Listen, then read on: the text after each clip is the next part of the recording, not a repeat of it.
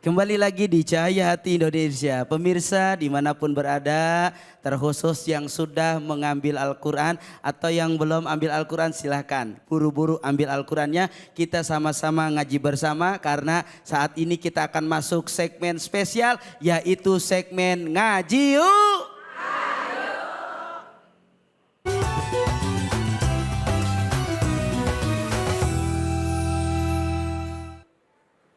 Assalamualaikum warahmatullahi wabarakatuh. Alhamdulillahirabbil alamin. Allahumma salli ala sayyidina Muhammad wa ala ali sayyidina Muhammad. Pemirsa Cahaya Hati iNews yang dimuliakan Allah Subhanahu wa taala, ibu-ibu yang Masya Allah luar biasa, yang semangat menimba ilmunya, mentadaburi ayat-ayat Allah luar biasa. Mudah-mudahan kita senantiasa diberikan taufik, hidayah, inayah oleh Allah Subhanahu wa taala. Di segmen yang spesial ini kita akan mengaji suratul A'raf. Surah Al-A'raf dimulai dari ayat 16 sampai dengan 17 pemirsa. Kali ini di segmen ini saya ditemani oleh qari kita. Kita kenalan dulu. Assalamualaikum. Waalaikumsalam. Masya Allah. Siapa namanya Ustadz? Nama Miftah, Ustaz. Nama Miftah. Masya Allah. Bantu kita Ustadz ya ke jamaah. Hari ini kita akan membaca surah Al-A'raf ayat 16 sampai 17. Pemirsa yang ada di rumah boleh siapkan catatannya, mudah-mudahan kita bisa mencatat ad-durus al-mustafadah, poin-poin penting apa yang bisa kita aplikasikan dalam kehidupan sehari-hari. Baik, sama-sama kita simak ayatnya, nanti Ustadz Miftah akan membaca, lalu kemudian kita ulang, diterjemahkan dan kita simak apa maknanya. Fadhal Ustadz. A'udzu billahi minasyaitonir rajim. Sama-sama. A'udzu billahi minasyaitonir rajim. Bismillahirrahmanirrahim. Bismillahirrahmanirrahim. Qala fabima aghwaytani la aq'udanna lahum siratakal mustaqim. 1, 2, 3. قال فبما أغويتني لأقعدن لهم صراطك المستقيم ثم لآتينهم من بين أيديهم. Bagus sekali. Sebelum kita lanjutkan, kita simak dulu terjemahan ayat ke-16. Monggo dibaca Ustaz. Ayat ke-16. Qala fabima aghwaytani la aq'udanna lahum siratakal mustaqim. Silakan Ustaz. Iblis menjawab, karena engkau telah menyesatkan aku, pasti aku akan selalu menghalangi mereka dari jalanmu yang lurus. Oke, cukup di situ sebentar Ustaz, nanti kita akan lanjutkan. Bismillahirrahmanirrahim. Qala fabima aghwaytani la aq'udanna lahum siratakal mustaqim. Iblis ngomong. Siapa yang ngomong? Siapa? Apa kata iblis? Fabima aghwaytani la aq'udanna lahum siratakal mustaqim. Karena engkau telah menghukumi saya tersesat ya Allah, saya berjanji saya akan membuat manusia jauh dari jalan siratal mustaqim, dari jalan yang lurus. Ayat ini behind the scene-nya begini. Sejarahnya waktu itu iblis disuruh bersujud kepada Adam. Tapi iblis tidak mau. Begitu kan? Lalu kemudian Allah menghukum iblis, mendeportasi iblis dari surga, menurunkannya dari surga. Setelah diberi hukuman oleh Allah, iblis kemudian alih-alih bertaubat, mengakui kesalahannya, dia menganggap bahwa sebenarnya yang membuat dia keluar dari surga karena Allah salah menghukumi. Allah tidak adil. Allah tebang pilih. Sebenarnya yang benar adalah saya, kata iblis. Bukan Adam. Tetapi karena terlanjur Allah sudah menghukumi saya salah, saya berjanji akan membalas dendam kepada anak manusia, Adam dan keturunannya. La aq'udanna lahum, saya akan benar-benar menghalangi manusia dari jalan Allah yang lurus. Siratal mustaqim. Siratal mustaqim. Saudara-saudara yang dimuliakan Allah Subhanahu wa taala. Jadi salah satu sifat setan yang harus kita contoh apa? Al-hiras. Punya semangat yang tinggi. Punya himmah yang kuat. Halo, Assalamualaikum. Halo. Halo. Belajar itu bukan cuma dari orang baik. Tapi juga dari yang gak baik. Setan bisa jadi guru kita. Apa yang bisa kita contoh dari setan? Setan memberi kita contoh, jadilah orang yang semangat. Mana dalilnya? Coba lihat ayat 17, sama-sama kita simak, kita ulang yang sudah dibaca oleh Ustadz Miftah tadi. Ulangin sekali lagi Ustadz. Summa la'atiyannahum. Bismillah. Summa la'atiyannahum min baini aydihim. Cukup. Sama-sama. 1, 2, 3. Thumma la'atiyannahum min baini aydihim wa min khalfihim wa an aymanihim wa an syama'ilihim.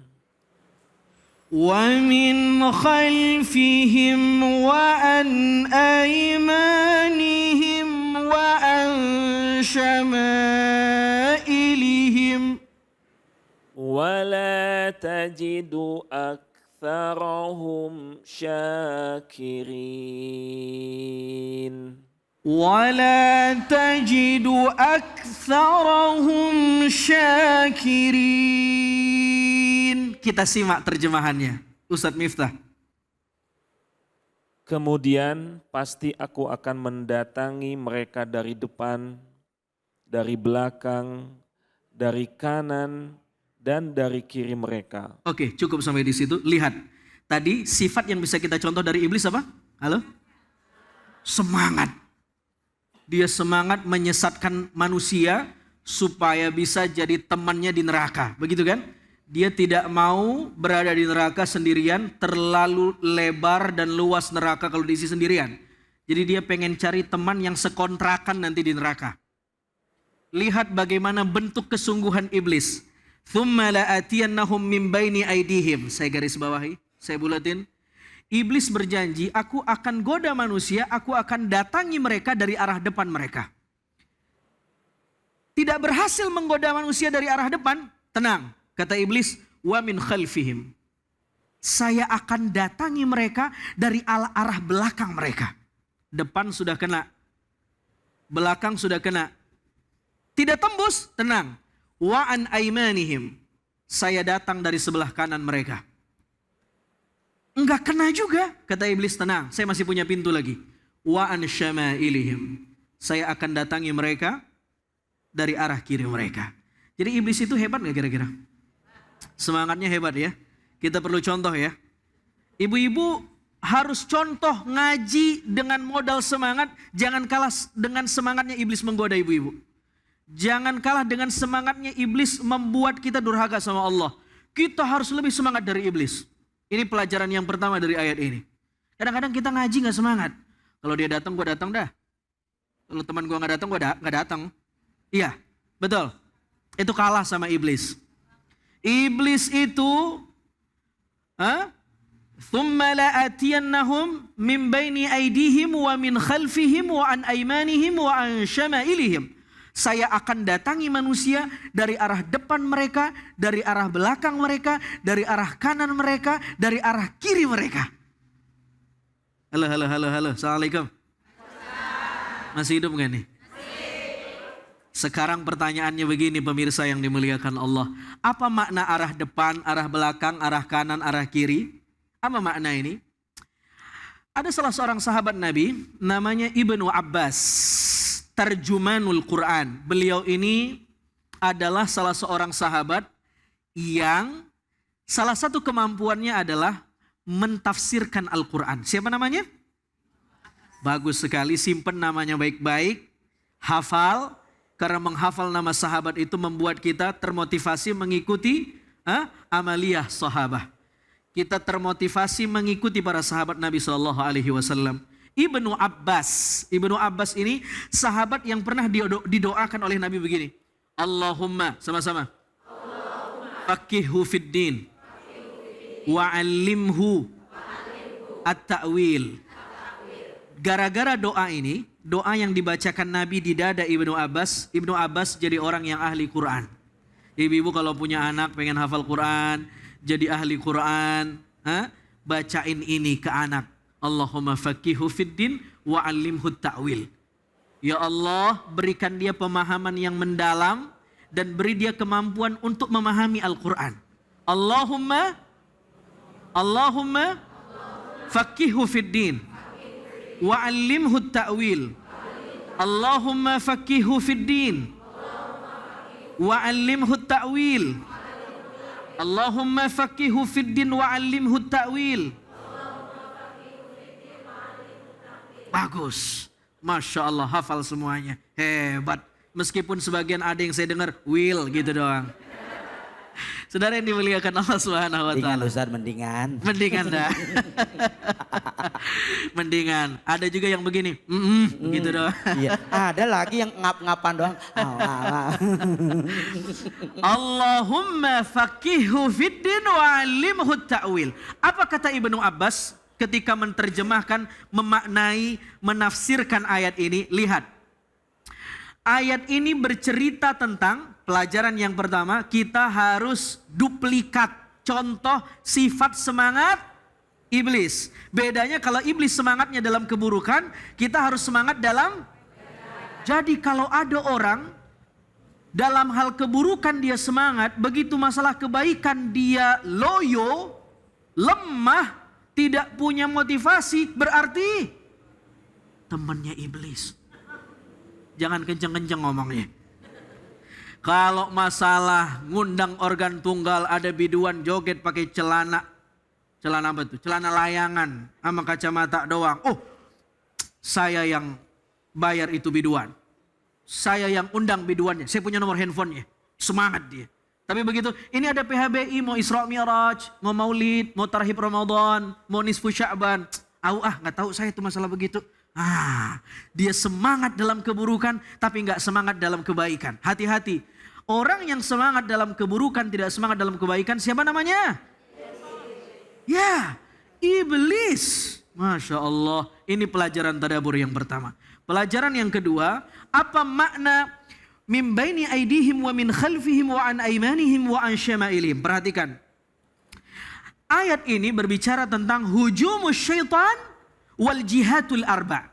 Serangan setan dan 4 arah. Arah mana aja tadi? Depan, belakang, sekali lagi. Depan, kanan, kiri. Bagus. Apa makna arah depan? Kata Ibnu Abbas. Arah depan maknanya kata Ibnu Abbas adalah ad-dunya yuzayyinu lahum. Iblis menggoda kita dengan dunia, mengindahkan dunia di mata kita. Kalau ngelihat dunia tuh, wah, bukan main. Mobil baru, kendaraan baru, rumah baru, aset banyak. Di otaknya kalau dibelek isinya dunia. Nggak pernah mikir buat duduk di majelis ilmu. Tidak pernah mikir buka Al-Quran, mentadaburi Al-Quran. Ad-dunia, itu arah depan. Jadi kalau bawaan kita mulai dari bangun tidur, mikirnya udah dunia. Halo, Assalamualaikum. Bangun tidur, apa yang kita lakukan? Harusnya berdoa. Apa doanya? Alhamdulillah allazi ahyana ba'dama amatana. Masya Allah. Tapi begitu kita bangun tidur, kita ambil handphone, cek story deh. Udah berapa yang like story gue nih? Atau lihat story orang, enak banget dia jalan-jalan ke Turki, kapan ya gue bisa ke sana? Baru bangun udah mikirin dunia, hati-hati. Berarti setan sudah datang lewat jalur depan kita. Paham kira-kira? Halo, Assalamualaikum. Arah yang keberapa sekarang? Kedua. Arah mana? Belakang. Apa itu belakang? Kata Ibnu Abbas, belakang adalah akhirat. Iblis menggoda kita dengan cara membuat kita lupa dengan akhirat. Masya Allah. Saya pengen tanya ibu-ibu. Mana lebih lama kita komunikasi atau bersama handphone atau bersama Al-Quran? Kalau main handphone, scrolling, lihat story orang, lihat status orang, lihat aplikasi di media sosial, kira-kira 1 jam cukup nggak? Cukup nggak, Bu? Ini nenek-nenek gaul juga ya? Iya. Saya kira nggak ada yang jawab. Banyak di yang sini jawab. mau pakainya saat lah. Kagak katanya. SMS. Masya Allah. Nggak cukup ya Bu ya? Sekarang saya tanya sama ibu-ibu. Baca Quran 1 jam lama apa lama banget? Allahu Akbar. Allahu Akbar. Berarti portal pintu belakang kita sudah di-distract sama setan. Sudah disusupi sama iblis. Kita lebih memprioritasi dunia dibanding akhirat. Tadi kita sudah belajar bagaimana cara menyeimbangkan dunia dengan akhirat. Maka setelah kita ngaji tadabbur surah ini, kita jaga, kita tutup pintu depan dan pintu belakang dengan portal iman kita. Setuju? Setuju? Sekarang arah yang keberapa? Arah mana itu? Kanan. Apa kanan itu? Kata Ibn Abbas, kanan ini adalah lambang atau metafor dari kebaikan-kebaikan. Iblis yang menggoda manusia dari arah kanan, manusia itu bawaannya enggak mau buat kebaikan. Tidak ingin, tidak termotivasi buat melakukan sesuatu yang baik-baik. Enggak mau. Itu arah kanan. Arah kiri yang terakhir, iblis datang dengan cara menggoda kita, dengan cara merusak pikiran kita bahwa maksiat-maksiat itu enak, indah, menyenangkan, candu. Sehingga ada orang yang candu dengan maksiat. Maka levelnya macam-macam. Ada orang berbuat maksiat, sekali buat maksiat dia nyesel. Ini namanya masih nafsu lawamah. Dia buat maksiat, habis buat maksiat nyesel. Astaghfirullahaladzim, kok saya bisa begitu ya? Ini level pertama. Level kedua, dia buat maksiat tapi sudah tidak menyesal. Tapi sudah at-tana'um, menikmati maksiatnya. Enak juga ya. Wah, ini hati-hati. Ini setan udah jadi temennya nih, biasanya. Tidak ada peluang maksiat pun, dia nyari-nyari. Kenapa? Sudah bersahabat dengan setan. Di level yang ketiga lebih parah lagi. Bukan hanya menikmati maksiat, dia nyari teman untuk bermaksiat bareng. Wah, ini bukan temannya setan, dia udah jadi setan itu sendiri. Saudara yang dimuliakan Allah Subhanahu wa taala. 1, 2, 3, 4. Ini pintu setan. Saudara yang dimuliakan Allah, menariknya kata para ulama, perhatikan ayat ini. Arah depan sudah diblokir, arah belakang sudah kena, kanan sudah kena, kiri sudah kena. Mana arah yang belum didatangi iblis? Atas. Selain atas, bawah. Ada 2 arah yang tidak disebut Al-Quran, atas dan bawah. Kenapa? Para ulama menjelaskan, karena atas itu adalah ramzud doa, kiblatud doa. Atas itu adalah kiblatnya doa. Kalau kita doa begini apa begini? Kenapa begini? Karena atas itu kiblatnya doa. Oke? Atas itu adalah simbol dari perlindungan. A'udzubillahi minasyaitonirrajim. Begini kan? Dan Allah yang suruh. Wa imma yanzaghannaka minasyaitan. Kalau kamu digoda setan, diganggu oleh setan, maka kata Allah, fasta'idz billah. Berlindung sama Allah. Berlindungnya ngapain? Arah atas. A'udzubillahi minasyaitonirrajim. Setan tidak bisa masuk lewat pintu ini. Yang kedua, setan tidak bisa masuk lewat pintu bawah. Apa makna bawah? Kata para ulama mengatakan bawah itu adalah Ramzus sujud wassalah. Simbol dari sujud dan sholat. Setan tidak mungkin bisa masuk lewat pintu sujud karena gara-gara sujud dia keluar dari surga. Ingat tadi kisah ayat ini yang pertama? Iblis dikeluarkan dari surga gara-gara tidak mau sujud. Dia paling benci melihat orang sujud. Jadi kalau orang sholatnya benar, sujudnya benar, at-tafahum dimaknai wa'yan wa tafahuman, dia memaknai sholatnya. Inna salata tanha 'anil fahsya wal munkar. Masya Allah, Masya Allah. Sama-sama ucapkan Alhamdulillah. Luar biasa. Sekarang silahkan disempurnakan ayatnya Ustaz dan ucapkan sadaqallahul azim. Dan engkau tidak akan mendapati kebanyakan mereka bersyukur. Sadaqallahul azim. Maha benar Allah dengan segala firman-Nya. Barakallahu fiikum. Masya Allah, tabarakallah, luar biasa. Pembahasan yang begitu menarik, tadabbur Al-Quran yang tentunya menambah wawasan buat kita semua. Alhamdulillah. Terima kasih Ustadz Azhari Nasution. Dan setelah ini kita akan doa bersama dengan para guru-guru kita semua. Tetap jangan kemana-mana, tetap di Cahaya Hati.